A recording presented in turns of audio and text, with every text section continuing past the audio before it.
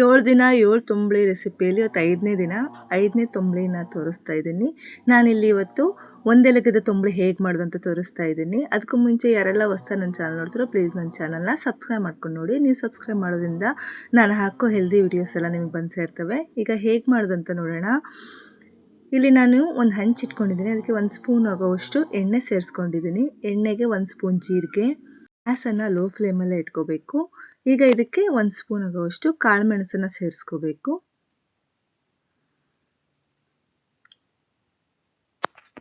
ಸೇರಿಸ್ಕೊಂಡು ನಿಧಾನ ಉರಿಲೇ ಹುರ್ಕೋಬೇಕು.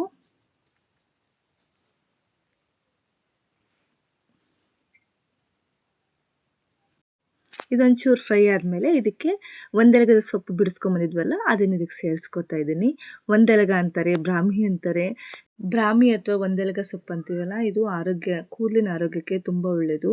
ಕೂದಲು ಚೆನ್ನಾಗಿ ಬೆಳೀತವೆ. ಯಾರಿಗೆಲ್ಲ ಕೂದಲು ಸಮಸ್ಯೆ, ಉದುರೋ ಸಮಸ್ಯೆ ಇರುತ್ತೆ ಮತ್ತು ಕೂದಲು ಬೆಳೀತಿರಲ್ವಲ್ಲ, ಅವರು ಇದನ್ನು ದಿನಾಲೂ ಒಂದೊಂದು ಎಲೆ ತಿನ್ಕೊತ ಬಂದರೆ ಕೂದಲು ಸೊಂಪಾಗಿ ಬೆಳೆಯೋಕ್ಕೆ ಸ್ಟಾರ್ಟ್ ಆಗ್ತವೆ. ಒಂದಿನನೂ ಬಿಡಬಾರ್ದು. ಮತ್ತು ಮಕ್ಕಳಿಗೆ ನೆನಪಿನ ಶಕ್ತಿ ಹೆಚ್ಚು ಮಾಡುತ್ತೆ. ದಿನಾಲೂ ಮಕ್ಕಳಿಗೆ ಹಾಳು ಹೊಟ್ಟೆಯಲ್ಲೇ ಒಂದೊಂದು ಎಲೆ ಕೊಟ್ಕೊತ ಬಂದರೆ ಮಕ್ಕಳ ನೆನಪಿನ ಶಕ್ತಿ ಹೆಚ್ಚಾಗುತ್ತೆ. ಇದರಲ್ಲಿ ತುಂಬ ಹೆಲ್ತ್ ಬೆನಿಫಿಟ್ಸ್ ಇದೆ, ಇದು ಗೊತ್ತೇ ಇದೆ ನಿಮಗೆ. ಈಗ ಇದು ಒಂದೆಲಗ ಸೊಪ್ಪು ಚೆನ್ನಾಗಿ ಬಾಡಿದೆ. ಈಗ ಇದಕ್ಕೆ ಒಂದು ಸ್ವಲ್ಪ ಕೊಬ್ಬರಿ ತುರಿ ಸೇರಿಸ್ಕೊತಾ ಇದ್ದೀನಿ. ಈ ಕೊಬ್ಬರಿ ತುರಿನೂ 1 ನಿಮಿಷ ಲೋ ಫ್ಲೇಮಲ್ಲೇ ಚೆನ್ನಾಗಿ ಹುರ್ಕೋಬೇಕು. 1 ನಿಮಿಷ ಹುರಿದ್ರೆ ಸಾಕಾಗುತ್ತೆ. 1 ನಿಮಿಷ ಚೆನ್ನಾಗಿ ಹುರ್ಕೊಂಡ್ಮೇಲೆ ಇದನ್ನು ತಣ್ಣಗೆ ಹಾಕ್ಬಿಡ್ಬೇಕು. ಗ್ಯಾಸ್ ಆಫ್ ಮಾಡಿ ತಣ್ಣಗಾಗಕ್ಕೆ ಬಿಡಬೇಕು.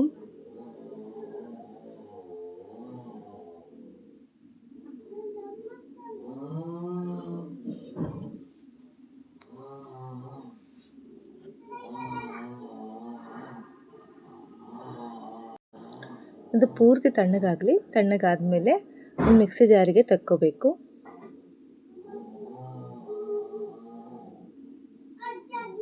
ನೋಡಿ, ಇದನ್ನೆಲ್ಲ ಮಿಕ್ಸಿ ಜಾರಿಗೆ ತಕ್ಕೊಂಡಿದ್ದೀನಿ.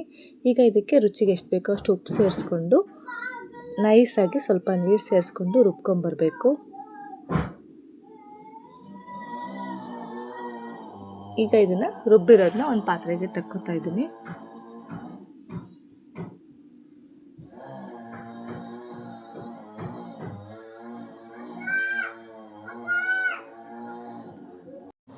ಸ್ವಲ್ಪ ನೀರು ಸೇರಿಸ್ಕೊಂಡು ಮಿಕ್ಸಿ ಜಾರ್ನ ತೊಳೆದು ಹಾಕ್ಕೊಂಡಿದ್ದೀನಿ.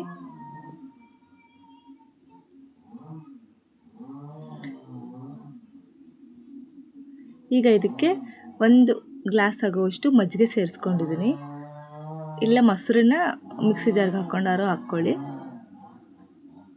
ಚೆನ್ನಾಗಿ ಕಲಸಿದ್ದೀನಿ. ಇಷ್ಟೇ, ಇದು ಒಂದು 3 ಇಂಗ್ರೀಡಿಯೆಂಟಲ್ಲೇ ಮಾಡ್ಕೋಬೋದು. ತುಂಬ ರುಚಿಯಾಗಿರುತ್ತೆ ಮತ್ತು ಆರೋಗ್ಯಕ್ಕಂತೂ ತುಂಬ ಒಳ್ಳೆಯದು.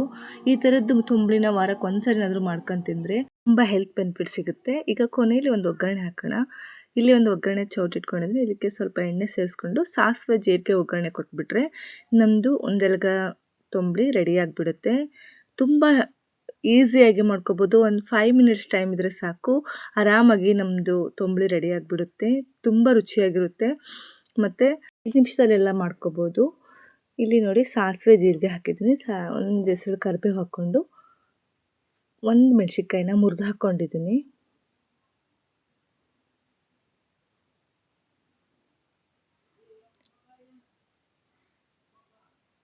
ಈ ಒಗ್ಗರಣೆನ ಈ ತಂಬುಳಿಗೆ ಸೇರಿಸ್ಕೊಂಡು ಚೆನ್ನಾಗಿ ಕಲಿಸ್ಕೊಂಡ್ಬಿಟ್ರೆ ನಮಗೆ ಒಂದೆಲಗ ತಂಬುಳಿ ರೆಡಿ ಆಗಿಬಿಡುತ್ತೆ.